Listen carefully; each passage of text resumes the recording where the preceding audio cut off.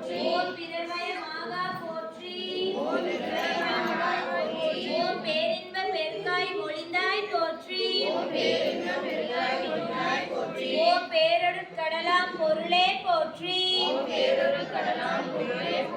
ஓம் முடிவில் ஆற்றல் உடையாய் போற்றி.